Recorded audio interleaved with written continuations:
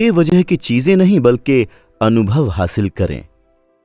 Gene Chatsky कहते हैं, अनुभव खरीदने की कोशिश करें, चीजें नहीं।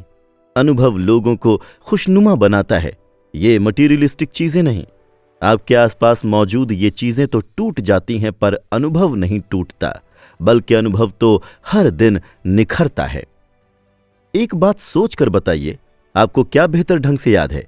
वो दिन जब आप छुट्टियां बिताने कहीं गए थे, या वो दिन जब आपने एक नया गैजेट खरीदा था? थॉमस गिलोविच ने इसे लेकर कॉर्नेल यूनिवर्सिटी में एक बेहतरीन रिसर्च की, और उनकी ये रिसर्च बताती है कि जिंदगी में आप जो अनुभव हासिल करते हैं वो आपको ज्यादा खुशियां देता है, बजाय आपके आसपास की उन चीजों की जिन्हें हासिल करने में आपने बहुत मेहनत की है। तो क्या कर सकते हैं? इस तरह का अनुभव हासिल करने के लिए अपने घर से बाहर जाएं, म्यूजियम में जाएं, कोई ऐसी क्लास अटेंड करें जो आपकी जिंदगी में बहुत अहम भूमिका निभा सकती है।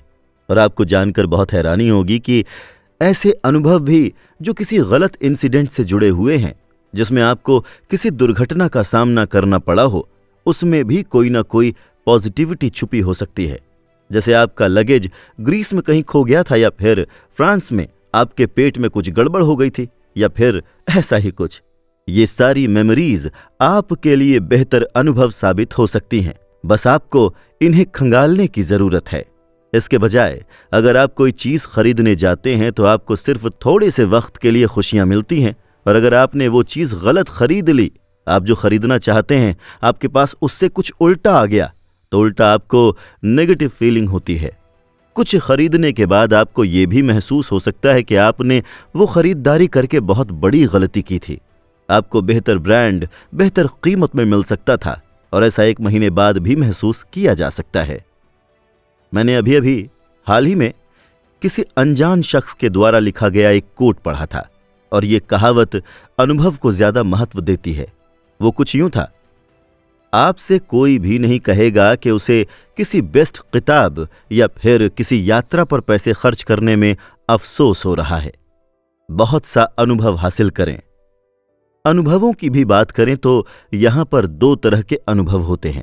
कुछ ऐसे अनुभव जो आपको किसी चीज का हिस्सा बनकर मिलते हैं, जैसे आप किसी वॉलंटियर वर्क का हिस्सा बने, या फिर किसी सपोर्ट या फिर किसी ड्रामा का। वहीं दूसरा जो आप खुद नहीं करते बल्कि उसे देखते हैं या उसे एंजॉय करते हैं, जैसे आप थिएटर में मूवी देखते हैं, या म्यूजिक सुनते हैं, या किसी तरह की किताब पढ़ते हैं, या फिर म्यूजियम में जाकर चीजों को एक्सप्लोर करने की कोशिश करते हैं। अब इन दोनों तरह के अनुभवों को आपस में मिलाने की कोशिश करें। हर बार ये कोशिश करें जब जब आप ऐसा कर सकते हैं।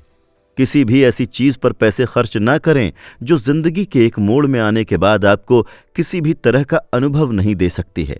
याद रखिए कि अलग अलग शहरों में अलग अलग तरह के म्यूजियम्स और एग्जीबिशंस लगाए जाते हैं जो कि बिल्कुल फ्री होते हैं। तो अगर आप अगली बार किसी नए शहर में जाएं तो ऐसी जगहों को तलाश करना बिल्कुल न भूलें। अपनी अगली छुट्टियों के दिनों में आप कुछ ऐसा क्यों नहीं करते जो आपको असल में कुछ अच्छा अनुभव करा सके, जैसे कि आप किसी चैरिटी वर्क का हिस्सा बन सकते हैं, या फिर कोई नई लैंग्वेज सीख सकते हैं। अपने कैमरे को दूर रखें।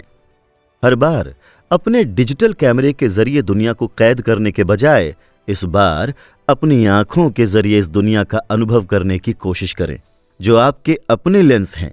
अगर आप किसी पहाड़ी इलाके में घूमने गए हैं तो पहाड़ी इलाके के आसपास के नज़ारों का अनुभव करने की कोशिश करें। हम ये मानते हैं कि खींची गई तस्वीरें आपकी यादों को बढ़ा सकती हैं, आपकी यादों में एक फन एलिमेंट जोड़ सकती हैं, लेकिन अनुभव आपके दिमाग में हमेशा के लिए बैठ सकता है, यह आपकी मेमोरी में छप सकता है।